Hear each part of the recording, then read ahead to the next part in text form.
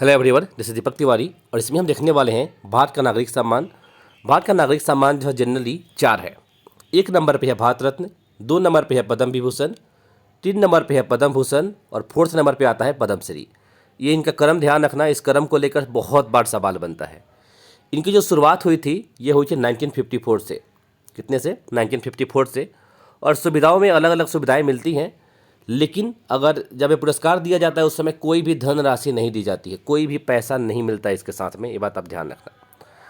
साथ ही साथ ये जो पुरस्कार होती है ये कमेटी पे जितने भी नाम आए होते हैं 1 मई और 15 सितंबर इस तक इसके बीच पर क्या की जाती है, विचार की जाती है। जैसे कि नामांकन होता है ना अलग अलग लोगों के लिए, तो उनके लिए जब नामांकन होता है तो किसका नाम फाइनलाइज किया जाएगा, फाइनल किया जाएगा, उसके लिए 1 मई और 15 सितंबर को इस पर विचार किया जाता है। तब तक इसके बीच में इसके लिए जो समिति बनती है पुरस्कारों को चयन करने के लिए, उस समिति का गठन प्रधानमंत्री के द्वारा की जाती है जनरली।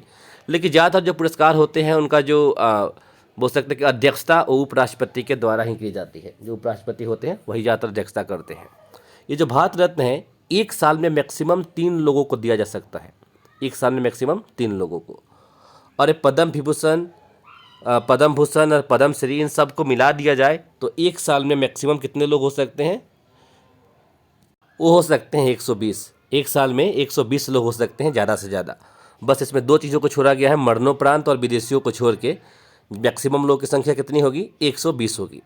ठीक है, जो हर साल सम्मान दिया जाएगा। भारत रत्न को तुम्हें पता है जब मैक्सिमम 3 है हर साल, और ऐसा जो नहीं कि हर साल 3 देना ही देना है। ये सरकार के ऊपर डिपेंड करता है कि सरकार तो कितने लोग उससे काबिल लगते हैं, राइट। तो इसमें ज़्यादा से ज़्यादा 3 लोगों को ही दी जा सकती है 1 साल में, लेकिन हर साल दिया जाए जरूरी नहीं है। लेकिन इन तीनों को मिला के मैक्सिमम 1 साल में 120 दिया जा सकता है। तो यहाँ पे बेसिक इन्फॉर्मेशन है पद्म विभूषण को लेकर, यहाँ पे है पद्म भूषण को लेकर, आप चाहे तो पॉज करके पढ़ सकते हैं, और यहाँ पे है पद्मश्री को लेकर। भारत रत्न के बारे में तो हमने सेपरेट वीडियो में डिटेल में जान ही लिया है, जिसका लिंक मैंने नीचे दिया है, आप चाहे तो वहाँ से भी देख सकते हैं। पद्म विभूषण को आप पास से देखें तो कुछ इस तरह से दिखता है, इस पर कमल का फूल होता है इस तरीके से। और ये है पद्म भूषण, इस पर देख सकते हैं आप सोने की परत है। और ये तीनों को है पद्मश्री भी आपको यहाँ पे दिखाई दे देगा। ये तीनों का ही जो पार्ट आपने देखा था अभी, ठीक है। और ये पार्ट तो आपने खैर वहाँ पे देख ही लिया।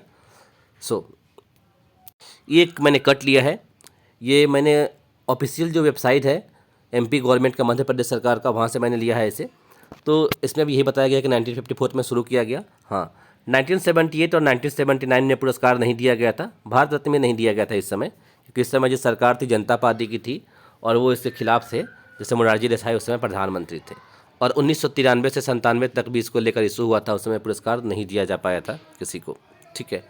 साथ ही साथ ये तीनों पुरस्कारों के लिए जो सूची है, जो पद्म विभूषण है वो किस लिए दी जाती है? असाधारण एवं विशिष्ट सेवा के लिए।